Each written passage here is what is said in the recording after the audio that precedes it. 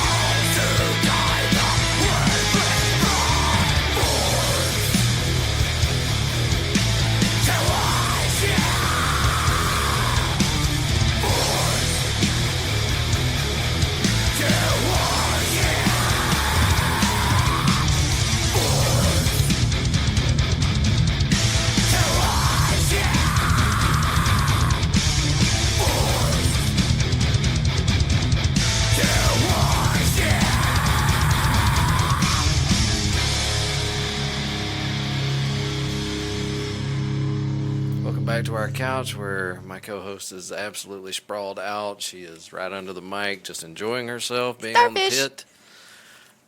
And we're your hosts, as always. We're your hosts, we're your co-hosts. I'm Wes. Ashley.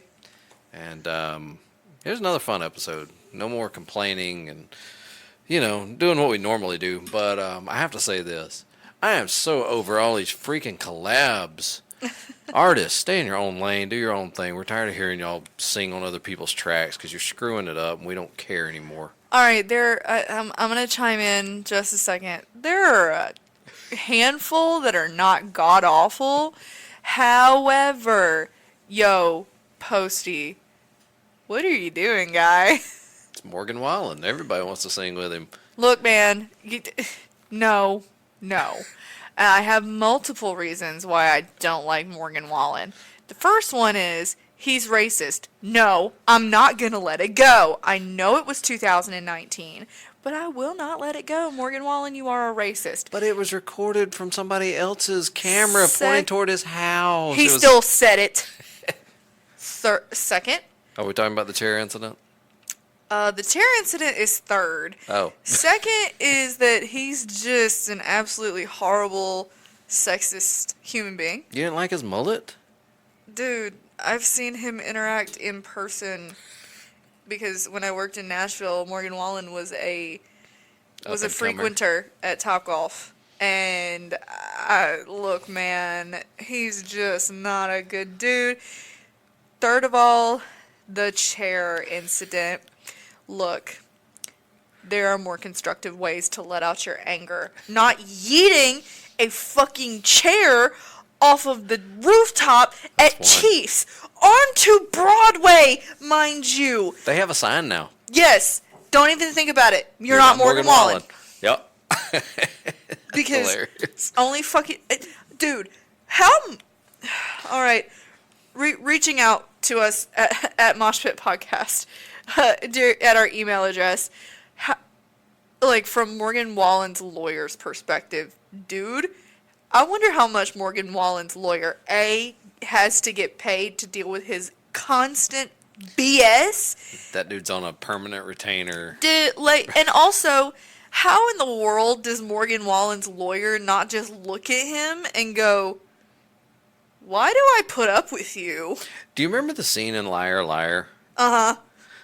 Yeah, I know exactly what you're talking about. I looked at him and I was like, I know exactly where you're going with this. Yeah, nope, absolutely not. Nope. We're not gonna... No. Hard no. Anyway, no, but seriously, okay, look, as a 90s kid, we didn't get collaborations. No. We didn't get a lot of collaborations. Do you know how much I would have killed for a Clint Black, Garth Brooks collaboration on a song? It would have been epic. We got Brooks and Dunn with Reba McEntire a couple of times. Yeah. But everybody sang with Reba. Also, a Garth and Reba would have been holy. You know who I would have loved to have heard together? Shania Twain and Dolly Parton. Ooh. That would have been a very interesting collab. Just based on the way that both of their voices would have blended together would have been what I was curious to hear. I feel like that would have been almost like the leads of the B-52s. Yes. How you got one that's kind of got that little bit of gravel and that little bit of smooth. Yeah. Yeah. And then I wanted to hear, and I'm not talking like the Shania Twain that was in the early 2000s. I mean the early to mid 90s Shania In her leopard Twain. print? Yeah. Well, also Miss Dolly could have been in leopard print as I well, didn't and say they she both couldn't would have be. rocked it. I didn't say she couldn't be. Okay, Miss Dolly still rocks some leopard print. We love Miss Dolly around here, okay? Have you heard her new Rockstar album? Yes. And here's my thing.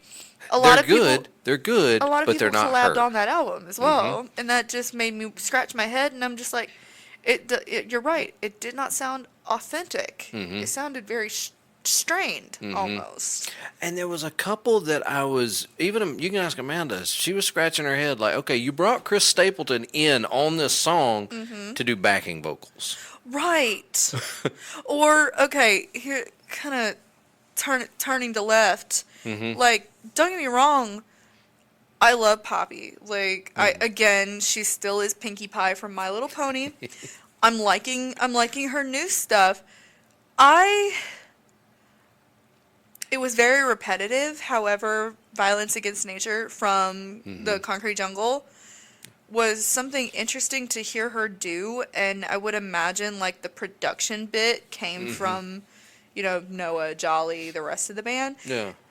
The people who bitched about the fact that it was only Poppy's vocals, I'm like, do you guys realize that this was the brainchild of probably, Noah and Jolly coming together with everything else, but they were just like, I need somebody to play the part of like an AI.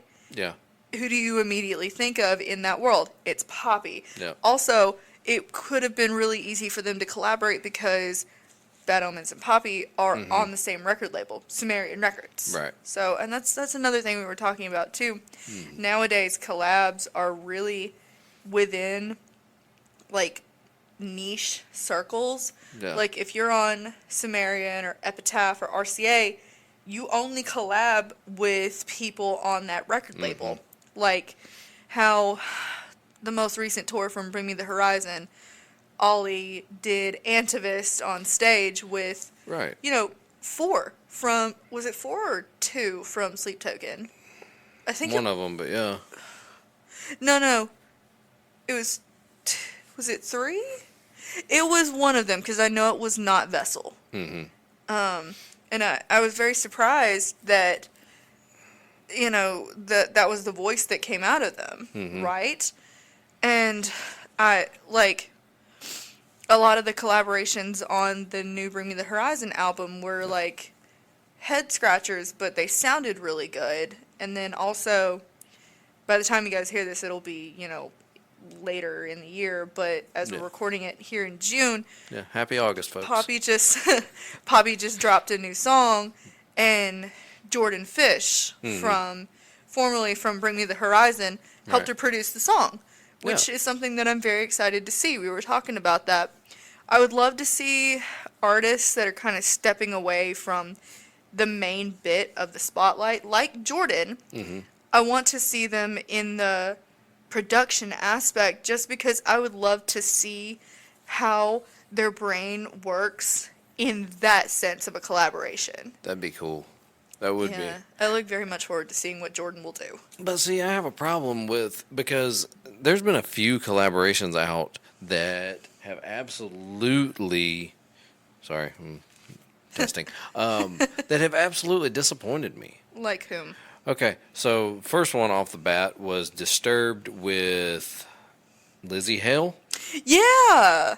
The Ozzy and Lita Ford cover, Close My Eyes Forever. Yeah. It was not great. It left some to be desired. Very much. Which hurt my feelings because I love Hailstorm, and I also have loved Disturbed since I was a kid. Dude, I'd love to have David on here. Oh, God. David, at some point, if you're listening, we love you and have since the 90s. God, could you imagine? Here's a dream scenario. We get Draymond and Moody from Five Finger on this couch. Do you know how much drool fangirling I would be doing over you're gonna sit right in the middle. Gods? You're going to sit right in the middle, and you're going to ask questions. I'm going to sit over here and just be like, hey, they're in my studio. Dude, I would be on the floor. Do you know who I would kill to have?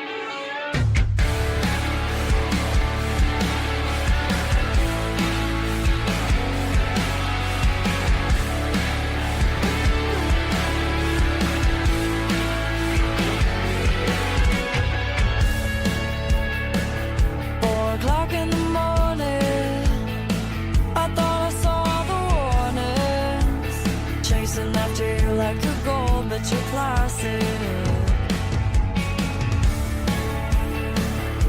I can't sleep, I'm burning.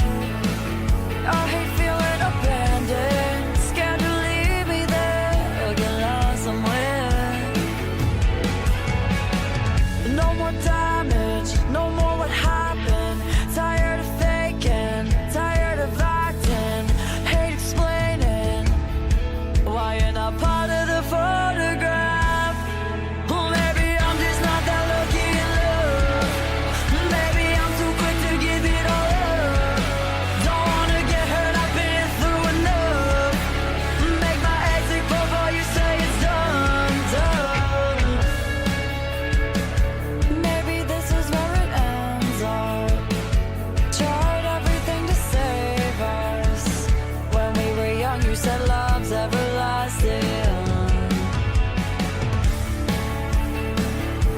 I'm starting to panic. Without you, I feel stranded. Like I lost me, like I lost myself. No more damage, no more what happened. Tired of faking, tired of acting. Hate explaining why you're not part of the photograph. Or maybe I'm just not that lucky in love. Maybe I'm too quick to give it all up. Don't wanna get hurt, I've been through enough. Make my exit before you say it's done, done. Maybe I'll just get drunk, acting up, playing dumb, while you sit with your friends who don't give a fuck about it. If you said you almost kissed her, instead of wondering why I'm not in the picture.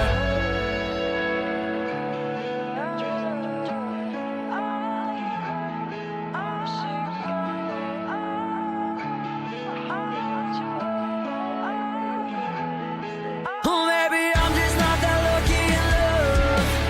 Maybe I'm too quick to give it all up. Don't wanna get hurt, I've been through enough. Make my exit before you say it's done, done. Maybe I'll just get drunk, acting up, playing dumb, while you sit with your friends who don't give a fuck about it. If you said you almost kissed her, instead of wondering why I'm not in the picture.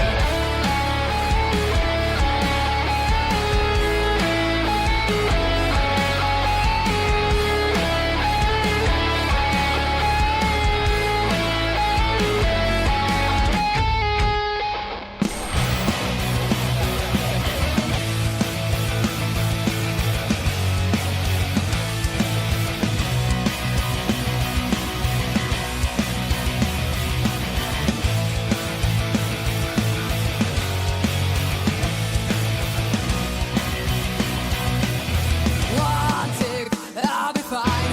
Two ticks, never mind. Three ticks, what's going on? Four ticks, now I'm gone. Time is running out so fast.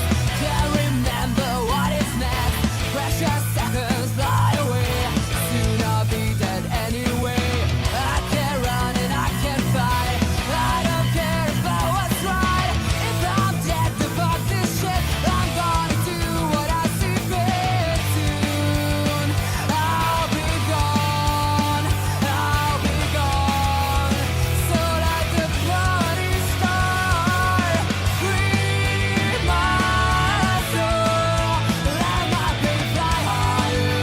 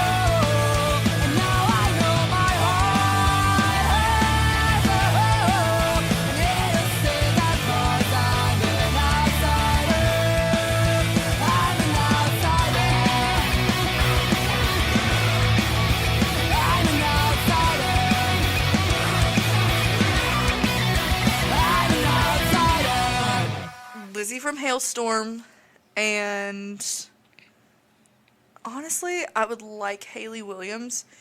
Haley would be fun. And I'll tell you why. It's because of the evolution of Paramore over the years. Yes. Like from original like Crush Crush Crush and like Misery Business to like Ain't It Fun and everything since then to where they currently are now. Are they doing a hiatus at the moment? I think so. Yeah.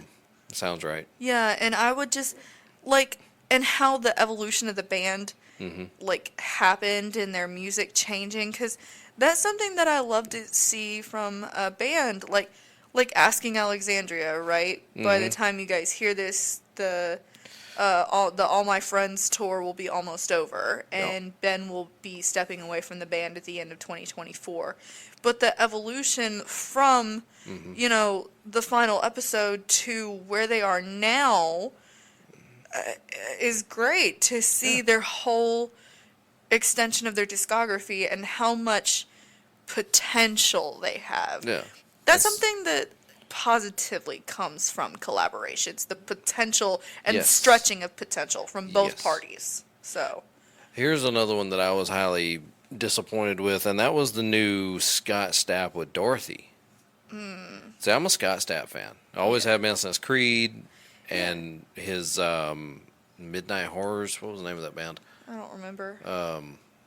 Anyway, they're a really good band. He's such an artist. I mean, he's such a good artist. Sorry, I'm gonna cut some of this because I'm getting a lot of me in my left ear. I don't know if it's on your side or not. No, not. Okay, it's just distracting. Anyway. Yeah, I understand these, but like. Anyway, this is recorded, so I can cut all this out. Yeah, we love that. I understand that. The like collabs that make me scratch my head are like Jelly Roll with Machine Gun Kelly of recent. Did you see that?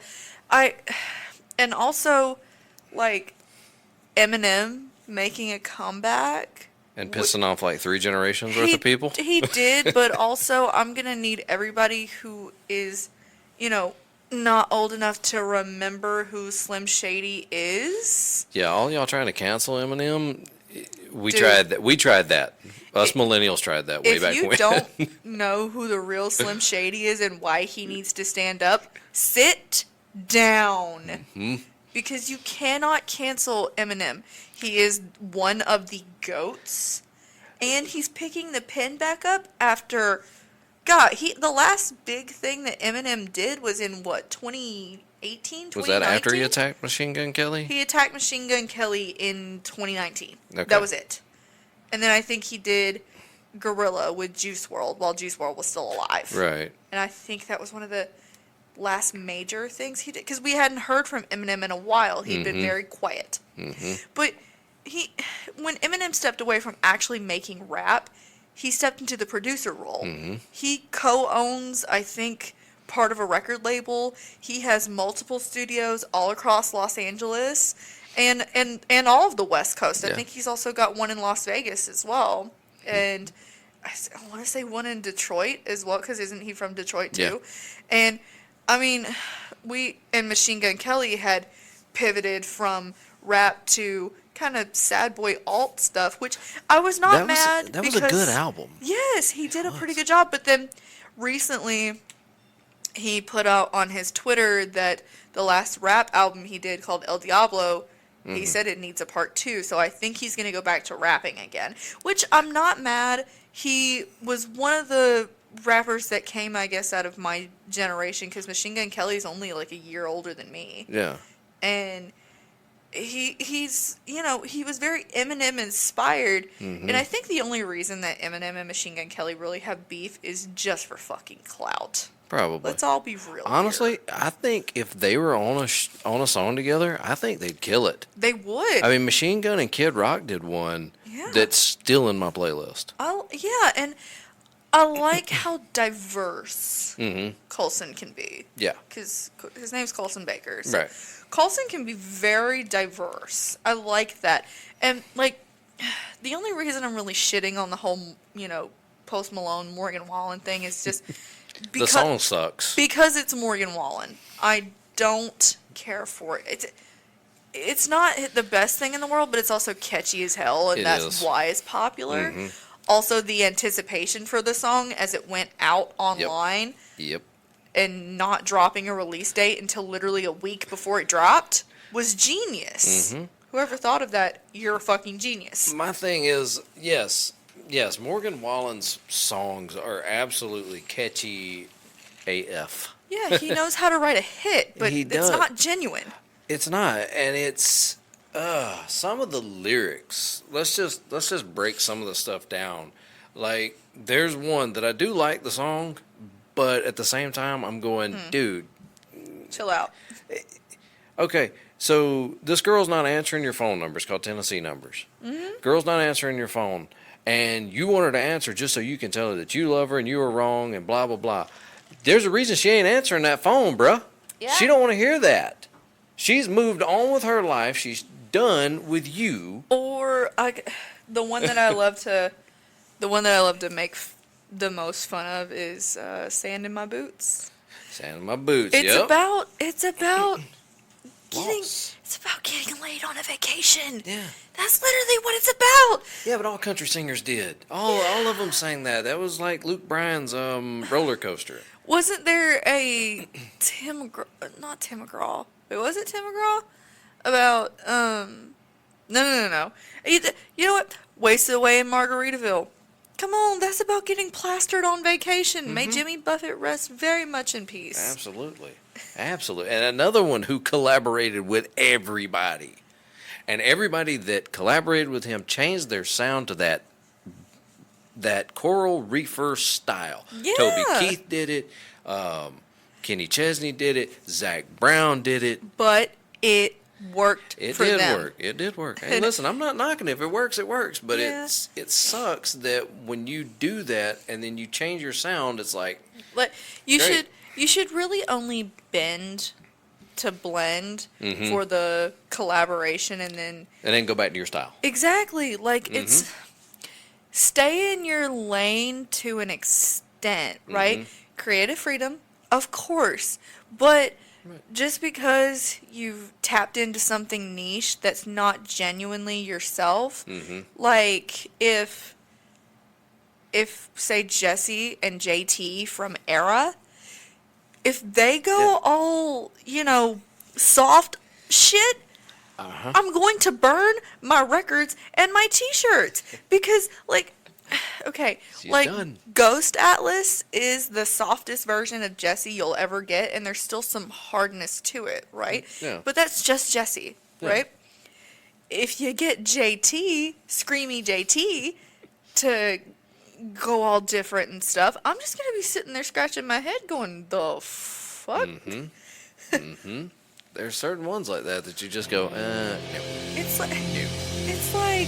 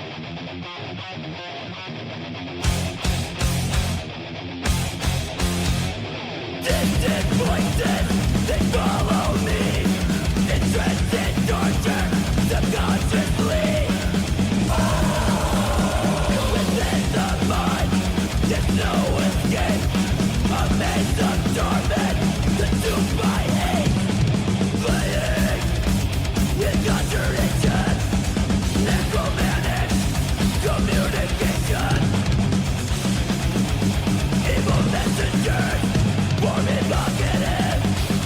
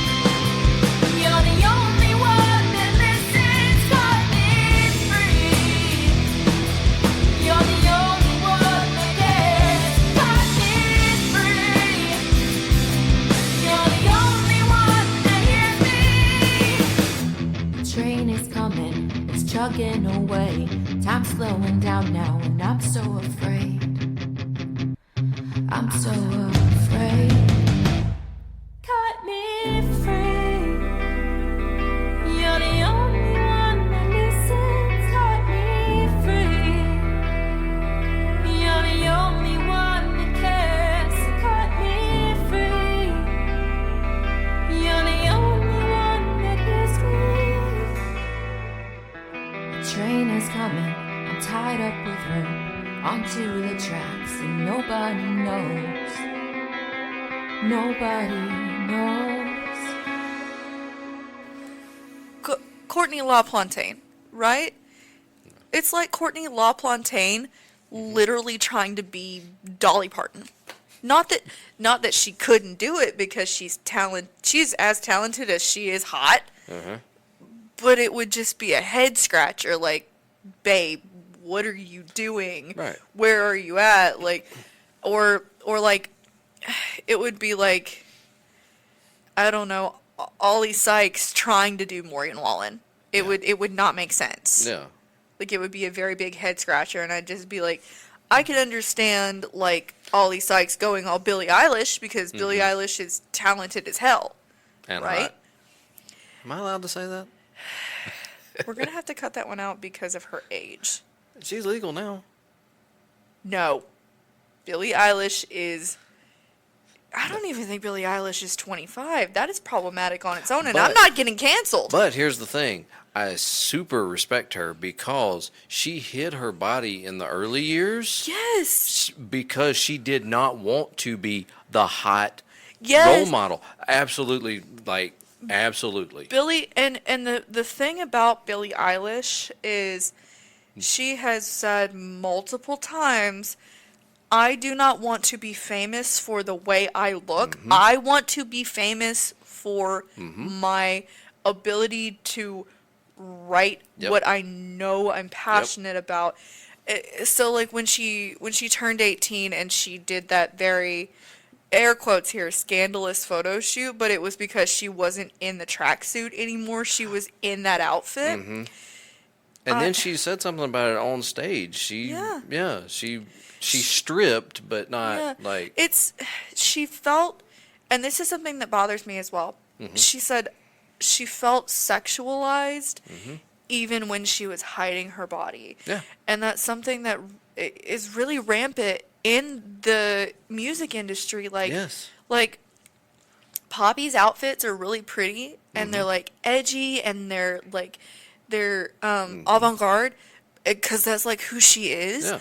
But I see on like Reddit forums people talking nothing but, you know, how her body looks, like disgusting things, and I'm just like, dude, she's mad talented. Just go with her fucking talent and leave her body alone. Absolutely. Like, her outfits are great, and obviously they're custom made to her.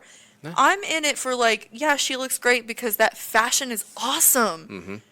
Stop looking at her tits. Yeah. She's more than her tits. Like, come on. But people can't separate the tits from the talent. We should put that on a t-shirt. That's marketing gold for a... And that's why I keep them around. But like, as somebody who can separate the tits from the talent, it's like I always try to explain to people, like, Danny from Greta Van Fleet. The Danny that I play darts with occasionally is completely different from the Danny that's on stage behind the drum kit. Yep. There are two different versions of Danny, right? It's the same with every artist. Like, the Poppy on stage is not the Poppy that's backstage, probably, I don't know, with a stuffed animal or two, because she seems like that kind of person. There's nothing wrong with that either. Or, like... any of them, the bands I've had on this couch, that when they're on stage, they're not completely different people, but they're that personality just turned up. Yeah, there's... Because It's almost like imposter syndrome, because I was talking to my therapist about this at one point, of a work me is almost a completely different version of, like, me at home binging House of the Dragon, right? Or, like, whatever TV show I happen to be finishing, because as of this recording, it's, you know, mid-June, and I just binged the last of Bridgerton, and now I have to wait 2 years for the next fudging season because it's already been approved, and I'm sad. I mean, and also House of the Dragon has already been pre-approved for a third season, and I have to wait.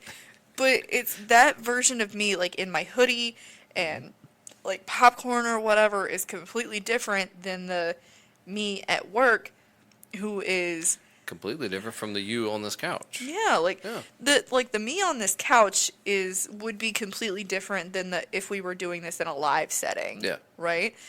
Like yeah. that would be basically work me. Mm-hmm. Cuz I can't be under a soft blanket Sure you can. on the couch in a live setting. We will move the couch. I will make you comfortable, whatever I have to do. I don't think we could fit that into a place like Criminal Records. Well, they're going to have to move some stuff. The couch is more important.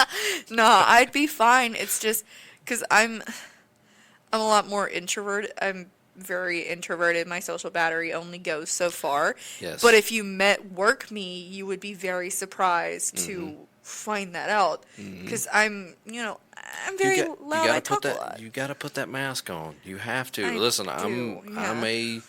I'm trying to get away from it, but I am a very customer facing in my job. Yeah. And it sucks. Because- Listen, we were doing a pool party. You can ask Amanda. We were doing a pool thing over at my mom and dad's, like, I guess it was around this time last year, and it was everybody, like extended family. There were so many people. Eventually, I just got up and left. It drains me. I Irish goodbye the shit out of situations really hard. Like when I lived in Nashville, right? I used to Irish goodbye the shit out of situations more than once a week. Like Yeah, because if you go around and talk to everybody, everybody's going to want to tell you stuff, and then you're going to be stuck there another 45 fucking minutes, and I'm just like, dude, my social battery is at like a -10. If I don't get out of here, I'm going to start being mean to you, and you're not going to want to be my friend anymore. Yes. Like, I feel like the reason that I'm okay with, like, social media or, like, I could do a live stream all day long because, like, I can sit right here in my pajamas and do a live stream. And you can decide when it ends. Right. Versus, like... When you're out somewhere. You can't... you can decide when that ends, and you got two options of how it does. Leave and not tell anybody goodbye, or spend 30 fucking minutes telling everybody goodbye before you leave, and I'm just like, what happens if you're with bye. somebody? What happens if you're with somebody who also has to make their rounds? Let me tell you something. You got two choices, my friend. You leave when I leave, or you're catching an Uber. There is no in between. Oh, you pretty little thing. I just want to ruin your life. Let me hear you scream, yeah!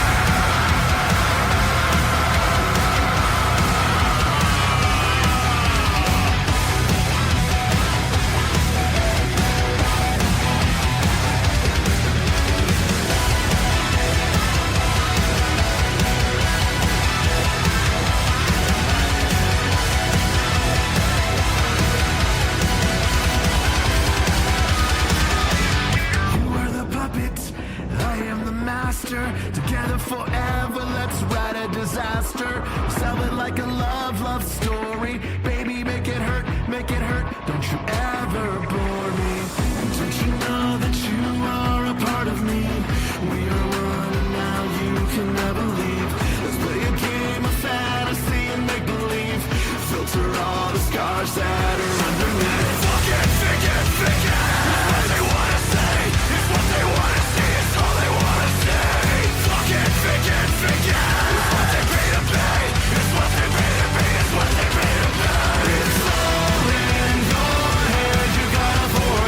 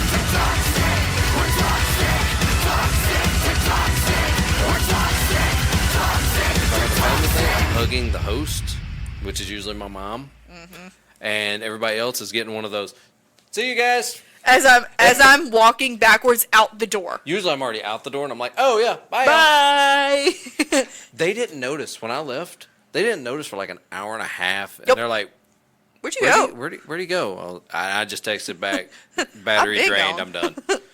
Like, Love y'all. like to my family group chat. But then again, my family dynamic is a lot different than probably yours, because my family could literally fill a Jerry Springer 5-episode bullshit with the amount of toxicity that goes on. I can only tolerate my family in small doses. And even then, I'm usually in the corner with my uncle's kids, who are essentially my nephews. Yeah. Because I, thank the gods, helped to shape their humor with a lot of the internet stuff that they were just old enough to be able to have a tablet, and they wanted sissies, and because my YouTube history was there, they got a lot of Thomas Anders, Tom Scott, Dan and Phil. Like, they got a lot of, like, that niche stuff that's funny, right? Like, that kind of funny. And, I mean, they're almost, air quotes here, grown-ups now. Yeah. One of them is 16 and one of them is 17. So, like... Adults, yeah. Yeah, they can drive, and it's very scary. Oh, God, do not get into a car with Blue, the 16-year-old, because he ran one red light and then had a full-blown meltdown about it. And I'm just like, oh, God, okay, yeah, nope. Just pull over. I'll drive. Pull over. You get in the passenger seat. You can call No, get in the back seat. Like, you can call shotgun all day long. You are not allowed to drive, my friend. I got one, and it was always like a family joke that she was my quote favorite. She's technically not related to me. She's my sister's husband's daughter. What kind of counts? It's close enough. I mean, Whatever.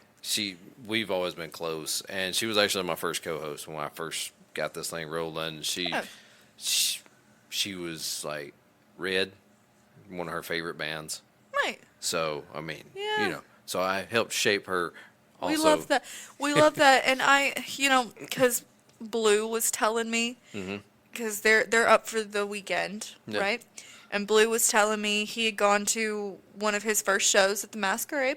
Nice. And he and his friends had crowd punched their way to the front, and they got the set list, and it was on a paper plate, and they split it in half so they could have each half.